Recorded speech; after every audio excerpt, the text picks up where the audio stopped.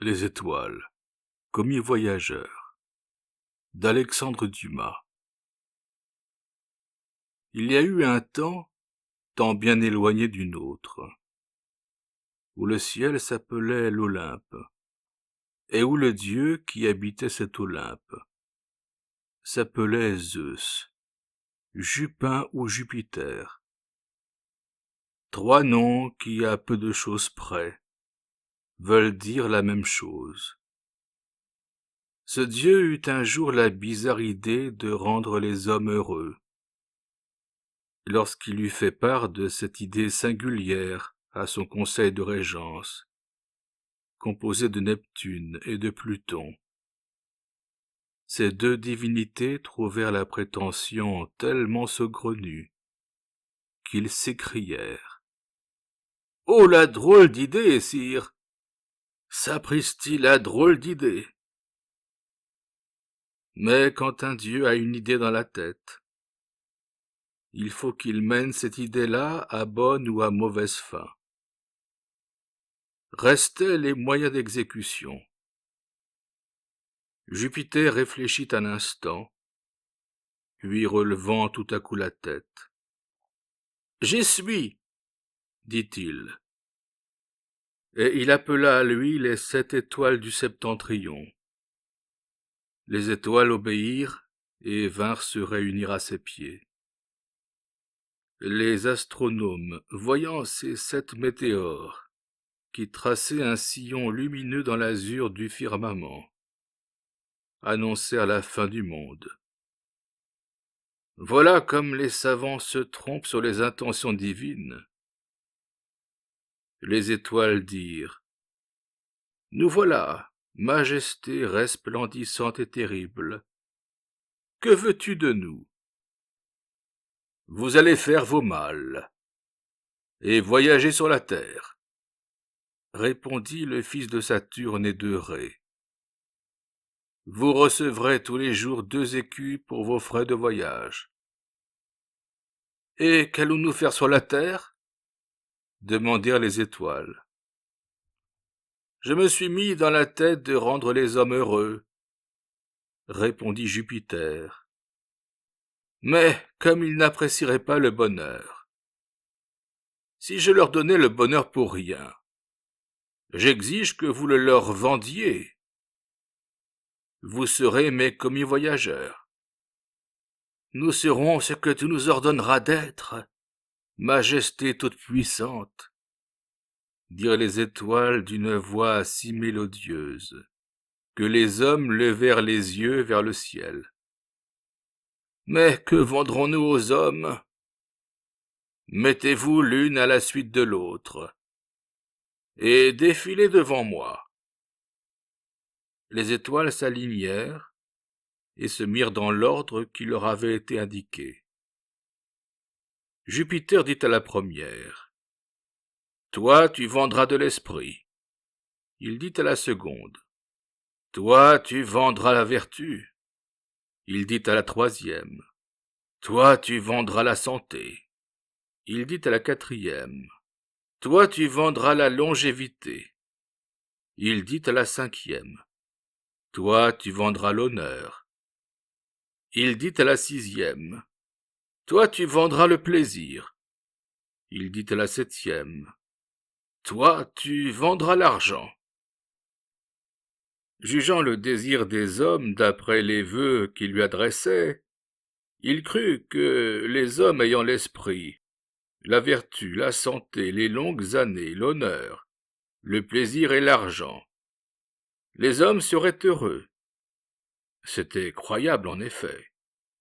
« Et maintenant, allez, » dit-il aux étoiles, « et vendez aux hommes le plus que vous pourrez de votre divine marchandise. »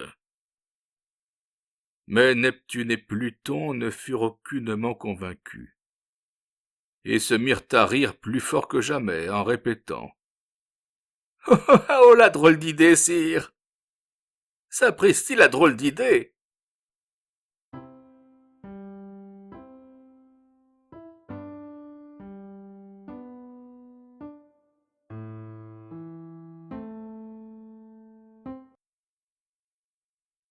la marchande d'esprit.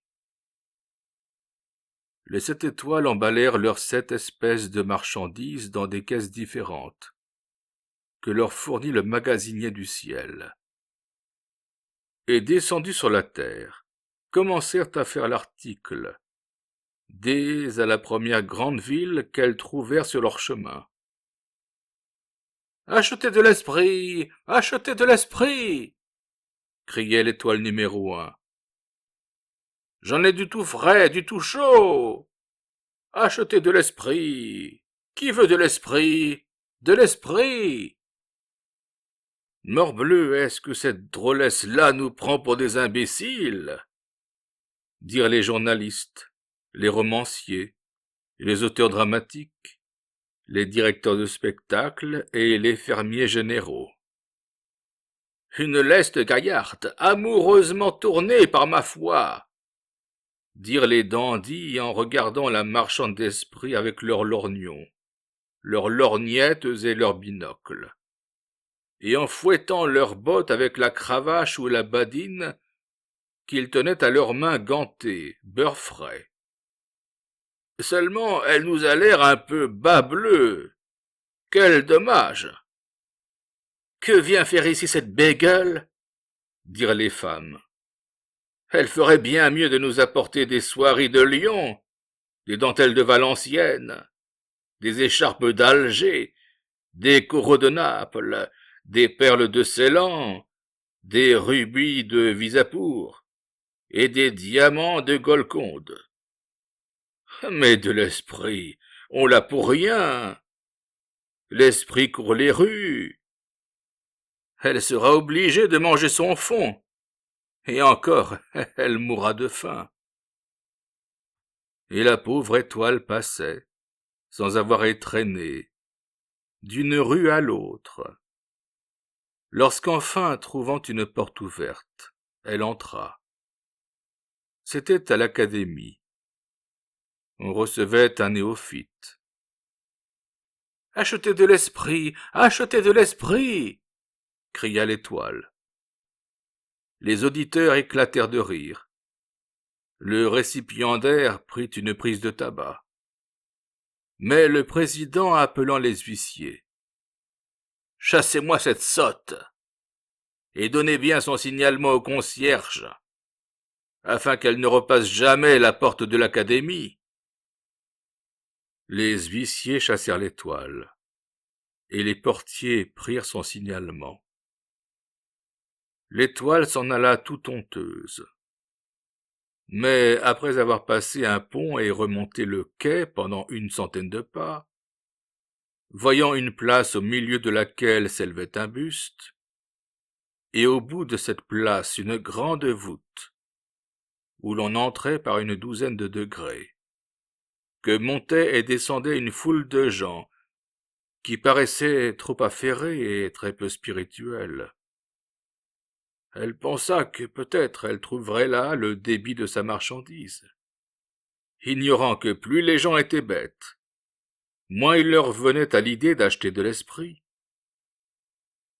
L'étoile traversa la foule et entra dans une grande salle, où il y avait 3 hommes vêtus de robes noires, coiffés de bonnets carrés noirs, assis devant un bureau, et aux 2 côtés de ces 3 hommes, d'autres hommes vêtus comme eux du bonnet carré noir et de la robe noire.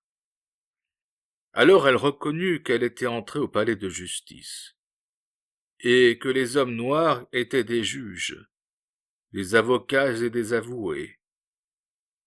On plaidait une cause de la plus haute importance, de sorte que la salle était comble. L'avocat demandeur, qui était petit, laid, sale, avec une figure plate et un nez écrasé, venait d'achever ses plaidoiries et de prendre des conclusions.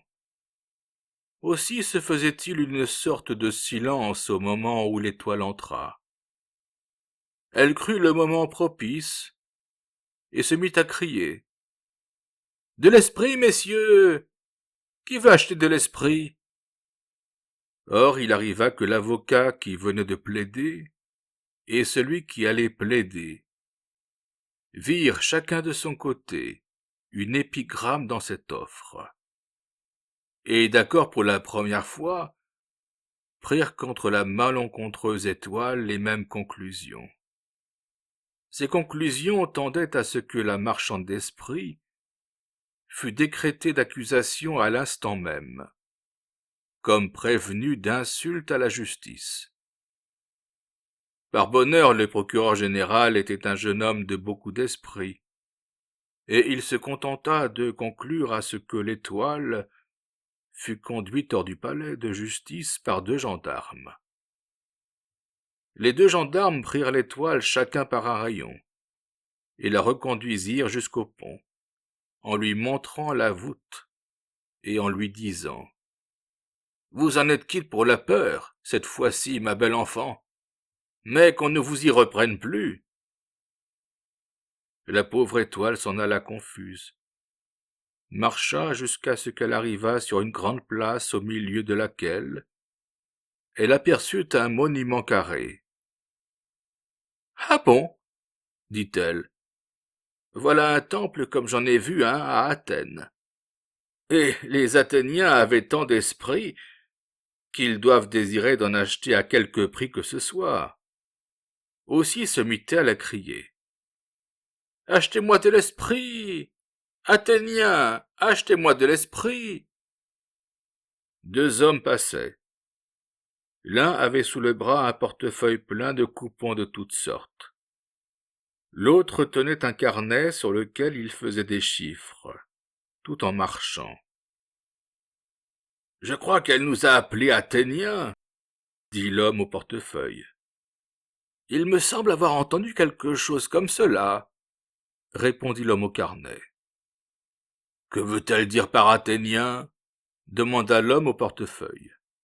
« C'est probablement une nouvelle société qui vient de se former, » répondit l'homme au carnet. « Achetez de l'esprit, achetez de l'esprit !» criait l'étoile en suivant les 2 spéculateurs. « Bon, » dit l'homme au portefeuille, « encore une société qui va faire banqueroute ?» Et ils entrèrent dans le temple grec, qui n'était autre que la bourse.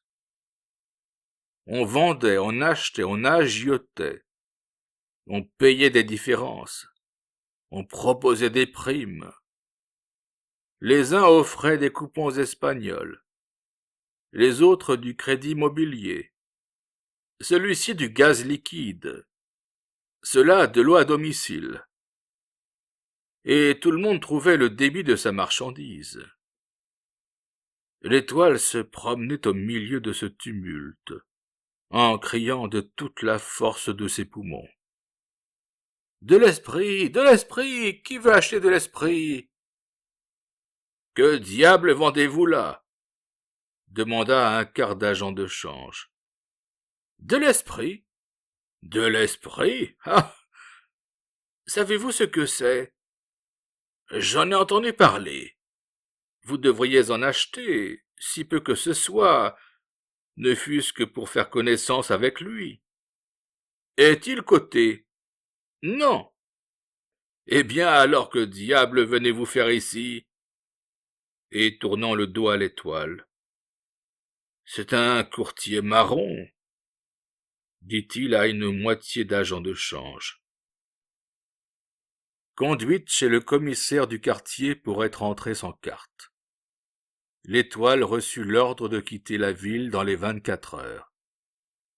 Mais fatiguée comme elle était, des avanies que les habitants de la première ville où elle était entrée lui avaient faites, elle fit grâce au commissaire de police de 23h30 et s'achemina vers la porte la plus proche.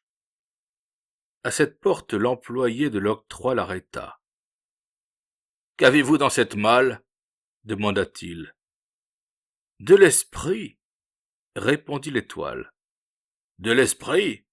De l'esprit de vin ? » ?»« Non, de l'esprit. »« Contrebande ?» dit l'employé, qui tenait pour telle toute marchandise à lui inconnue. et il fit arrêter la pauvre Étoile. Elle fut condamnée à 3 francs 50 centimes d'amende.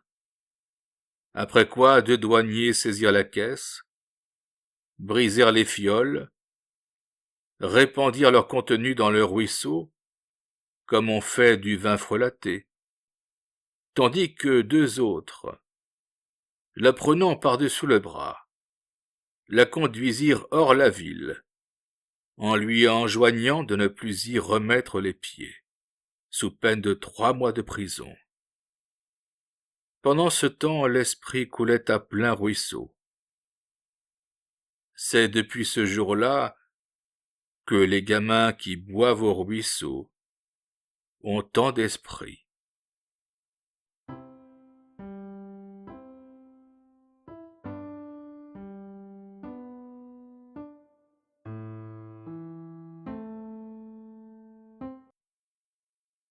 La marchande de vertu.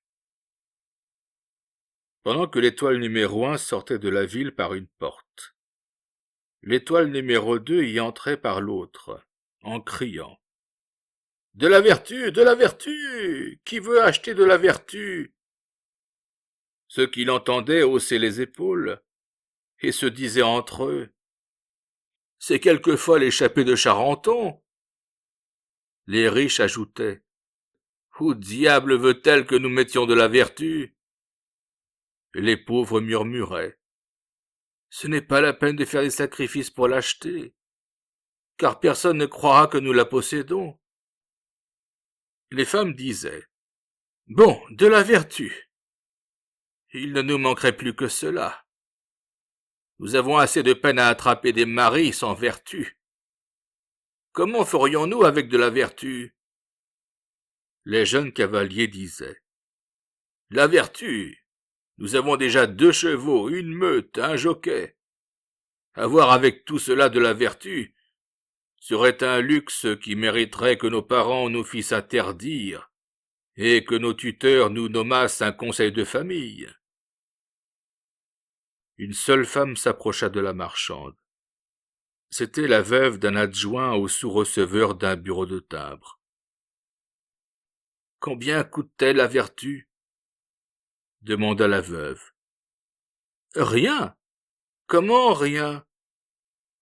La peine de la garder seulement ? C'est trop cher, dit la veuve, et elle tourna le dos à la marchande. Voyant que les habitants de la ville n'allaient point à elle, elle résolut d'aller à eux. Une porte était ouverte. Elle entra. « Que voulez-vous » demanda d'un ton aigre une femme grande, sèche, maigre, et dont le chien, qui paraissait aussi hargneux qu'elle, se mit à aboyer.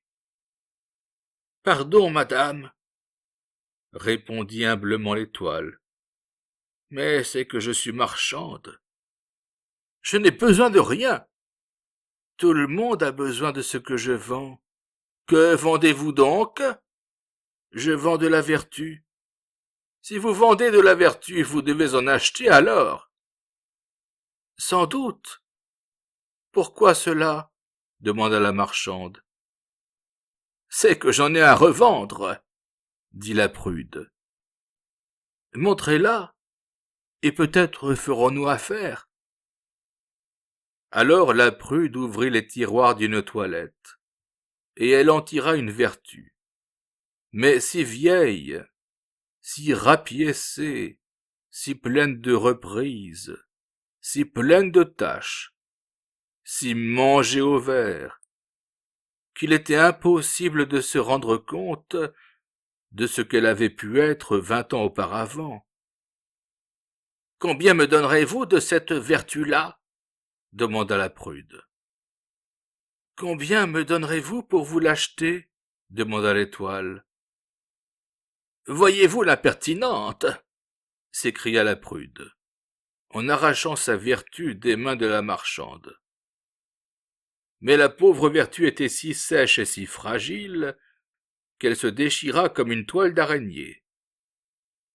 Menacée par la prude de lui faire un procès en calomnie et en diffamation, Pour avoir dit que sa vertu était une vertu de hasard, l'Étoile lui offrit alors une vertu toute neuve à la place de celle qui était hors de service. Mais la Prude lui fit déballer sa marchandise, sans en trouver une seule à sa fantaisie. La marchande fut obligée de lui offrir une indemnité en argent, qui fut fixée à 1 pistole. Elle tira donc de sa poche 3 écus de Brabant, qui faisaient 11 livres 10 sous, et pria poliment la Prude de lui rendre 1 franc 50 centimes. La Prude sortit, sous prétexte d'aller chercher de la monnaie, et revint avec la garde. L'Étoile eut beau dire qu'elle attendait sa monnaie. La garde, qui se composait d'Alsaciens qui n'entendaient pas la langue du pays, invita la marchande à se rendre chez le commissaire de police. Il fallut obéir. L'Étoile traversa les 2 ou 3 rues qui séparaient la maison de la Prude du bureau du magistrat. Et tous les gamins la suivaient en criant « Ohé, voleuse !» Arrivée chez le commissaire de police, la marchande de vertu exposa les faits avec tant de simplicité que le digne magistrat, qui, grâce à l'œil qu'il portait sur lui, savait beaucoup de choses, et, entre autres choses, que la Prude chez laquelle avait été arrêtée l'Étoile n'avait pas de la vertu à revendre, renvoya la garde, et, resté seul avec l'accusé, lui demanda quels étaient ses moyens d'existence. L'Étoile ouvrit sa malle et montra sa marchandise. Le magistrat se mit à rire. « Ma belle enfant, dit-il, il y a des commerces qui n'en sont pas, et si vous n'avez pas d'autres moyens d'existence, je vous inviterai à sortir de la ville. La ville a ses pauvres. » La pauvre Étoile baissa la tête et sortit de la ville, en laissant sa malle chez le commissaire de police, qui, dans un repas de corps qui eut lieu le 1er jour de l'année suivante, en distribua à titre d'étrenne le contenu à ses confrères. C'est depuis ce temps-là que les commissaires de police sont si vertueux.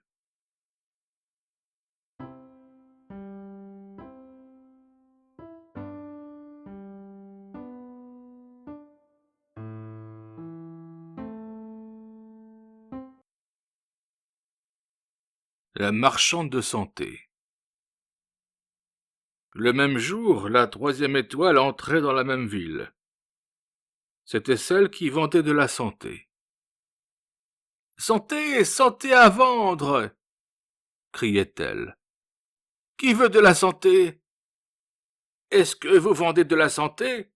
lui cria-t-on de tous côtés. « Oui, santé à vendre, achetez !» Tous demandèrent. « Est-ce cher à nourrir la santé ?»« Oh mon Dieu, non !» répondait l'Étoile. « Qu'est-ce que cela mange ? Qu'est-ce que cela boit ? Et comment faut-il la traiter ? » « La santé, répondit l'Étoile, mange avec modération, boit de l'eau claire, se couche de bonne heure et se lève avec le soleil.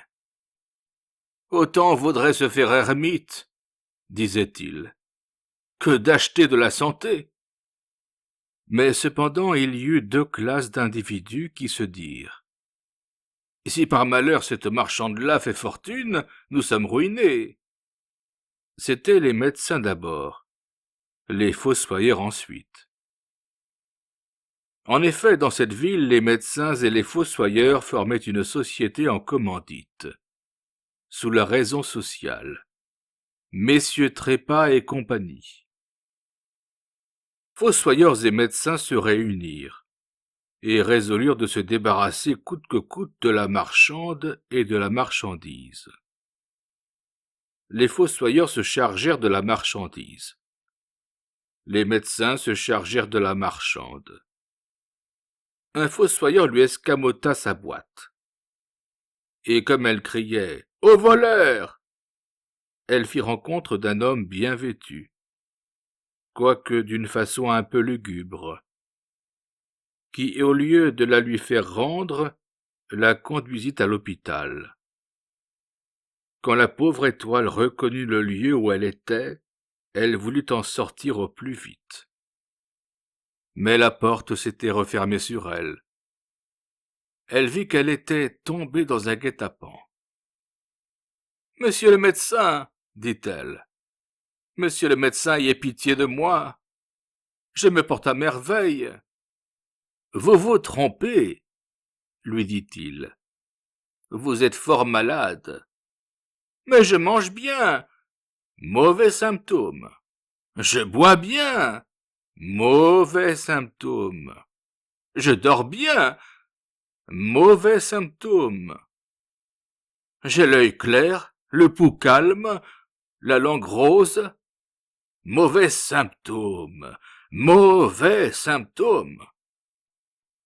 Et comme l'étoile, soutenant qu'elle se portait bien, ne voulait ni se déshabiller ni se coucher, l'homme noir appela 4 gardiens, qui la déshabillèrent de force et l'attachèrent dans un lit.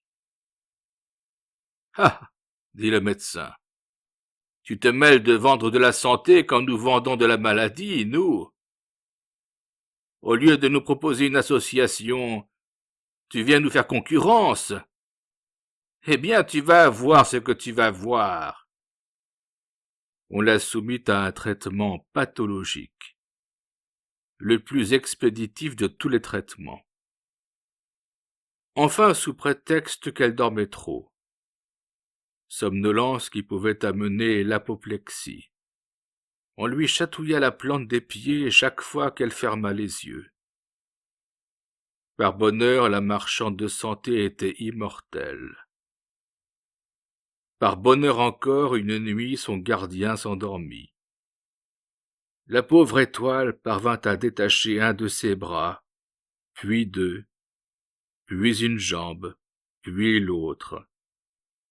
Alors elle se glissa doucement hors de son lit, ouvrit une fenêtre, attacha un de ses draps à la barre, s'enveloppa dans l'autre, et descendit dans le jardin de l'hôpital. Le jardin était clos de murs, mais ces murs étaient garnis d'espaliers. Elle monta par-dessus les murs.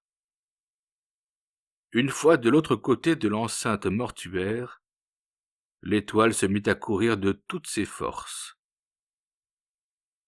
Comme l'hôpital était porte à porte du cimetière, on crut non pas qu'elle sortait de l'hôpital, mais du cimetière. Et au lieu de la prendre pour une malade qui se sauvait, on la prit pour un fantôme qui revenait. Le drap dont elle était enveloppée aidait encore au prestige. Au lieu de songer à l'arrêter, tout le monde, même la sentinelle qui veillait à la porte de la ville, s'écarta devant elle et la laissa passer. « Ah !» s'écria-t-elle. « Si Jupiter a une seconde pacotille de santé à envoyer sur la terre, il veut en charger une autre marchande que moi. » Et quant à la première, elle ne s'informa même point de ce qu'elle était devenue. Mais le fossoyeur qui avait volé la caisse à l'étoile avait instruit ses camarades du contenu. Et tous ensemble, ayant creusé un trou énorme en forme de fosse, au milieu du cimetière, y avaient jeté la santé et avaient comblé la fosse, de sorte que personne n'avait profité de la bonne volonté de Jupiter, excepté les morts. C'est depuis ce temps-là que les morts se portent bien.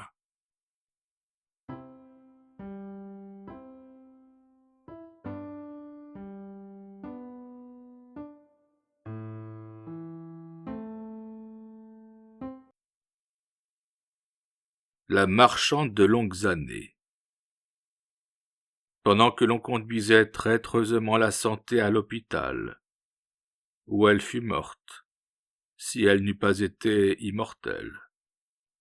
La 4e étoile essayait de débiter sa marchandise dans un autre quartier de la ville, et criait « Qui veut vivre longtemps?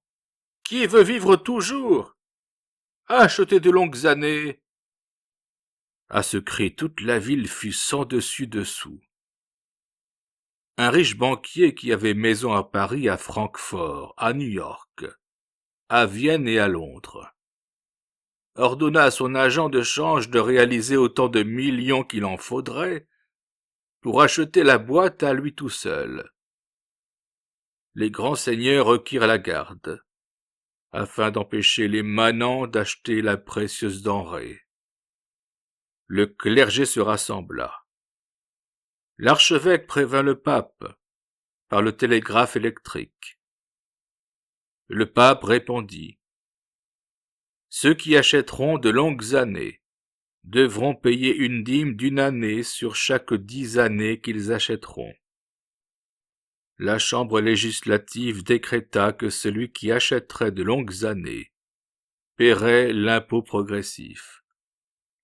Le banquier vint avec ses millions pour tout acheter, mais il y eut une émeute. On cria à l'accapareur, et l'on pendit le banquier. Alors le roi, qui était un bon roi, abolit tous les monopoles proposés, et déclara par un édit que les longues années se vendraient publiquement, et que chacun, excepté les condamnés à mort, aurait le droit d'en acheter selon ses moyens. Alors chacun s'approcha de l'étoile, une main pleine d'argent et une main vide.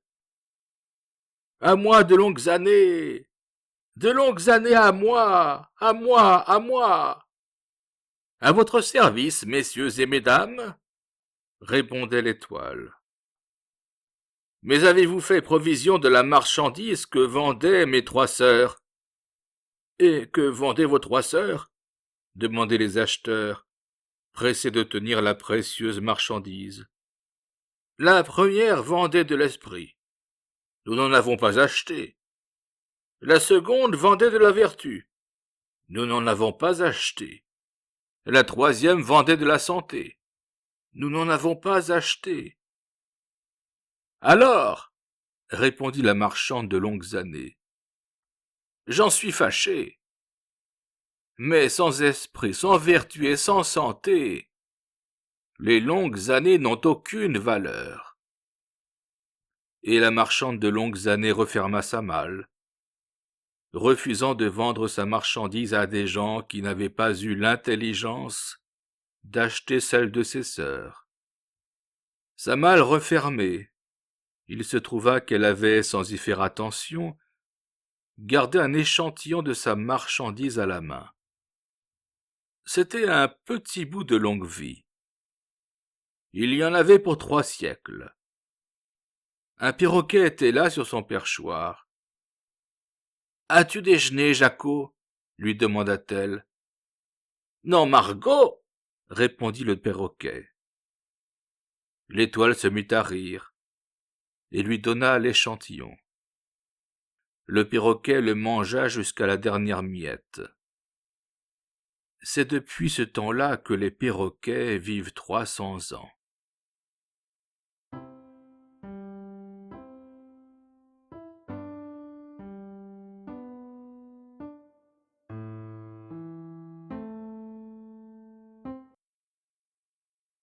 La marchande d'honneur.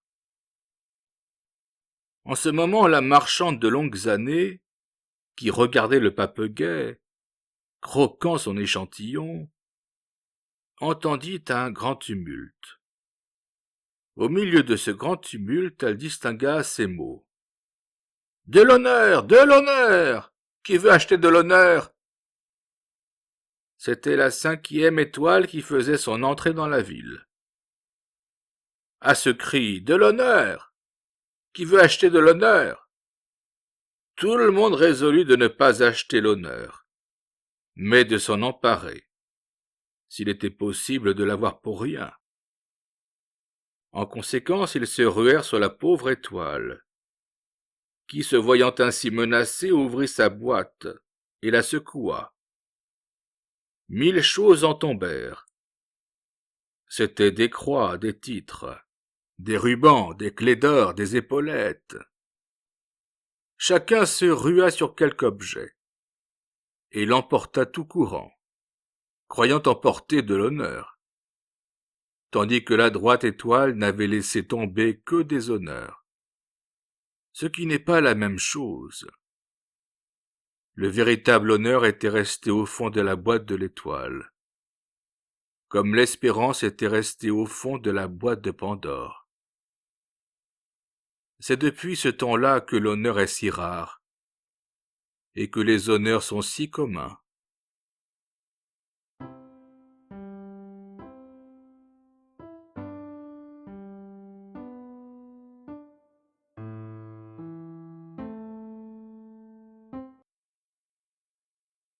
La marchande de plaisir. Sur ces entrefaites, la 6e étoile arriva en s'écriant: « Des plaisirs! Qui veut acheter des plaisirs ?» Ceux qui n'avaient pas eu leur part d'honneur voulurent avoir au moins des plaisirs. Leur croix à leur boutonnière, leur titre dans leur poche, leur ruban à leur cou, leurs clés d'or au pan de leurs habits, leurs épaulettes sur leurs épaules. Ils s'avançaient avec les autres pour avoir leur part de plaisir. Mais on trouva qu'ils abusaient de la fortune. On les appela cumulards. On fit une émeute. Ils arrachèrent la boîte des mains de l'étoile. On arracha la boîte de leurs mains. Dans tout ce tohu-bohu, la boîte tomba sur le pavé. La boîte se brisa, et les plaisirs volèrent de tous côtés. Ce fut alors comme dans les baptêmes de village, où le parrain et la marraine jettent des dragées, et où les gamins se ruent pour en avoir.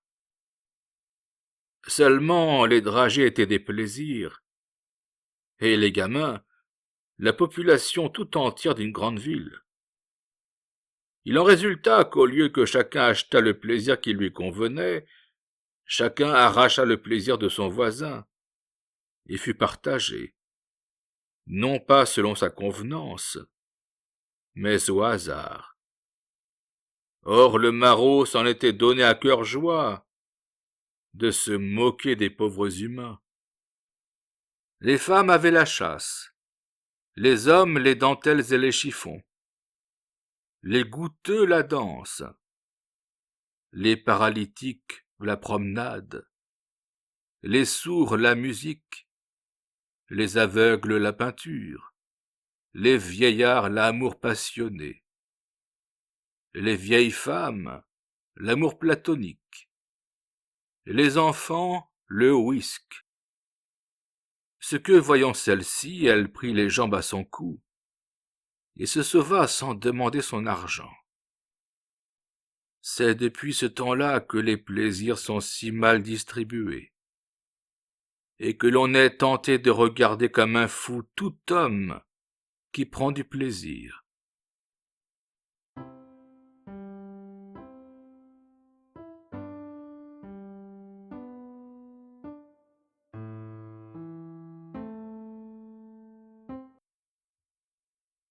La marchande d'argent. Et lorsque la pauvre marchande de plaisir, qui venait de voir si effrontément piller sa marchandise, fut sortie de la ville, elle aperçut sa 7e sœur, celle qui devait vendre l'argent, évanouie dans le fossé qui bordait la grande route. La marchande de plaisir courut à elle, s'assit à ses côtés, lui posa la tête sur ses genoux et lui fit respirer des sels. Mais ce ne fut pas sans peine que la 7e étoile revint à elle. Revenue à elle, voici ce qu'elle raconta. À peine étais-je en vue de la ville. À peine eus-je l'imprudence de dire ce que j'y venais vendre.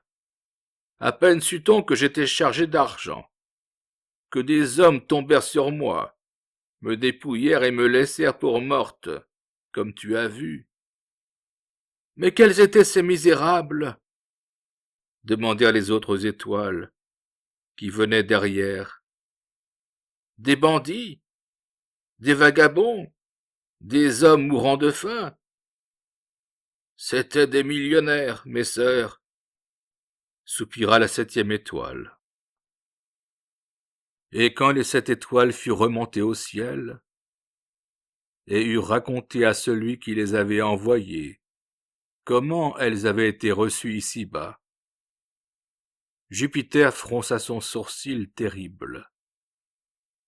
Mais Neptune et Pluton éclatèrent de rire. « Nous avions bien dit, sire, s'écrièrent-ils, que tu avais eu là une drôle d'idée. » Et ils répétèrent en chœur. « Oh, la drôle d'idée que tu avais eue là !» Et Jupiter à la fin fut de leur avis.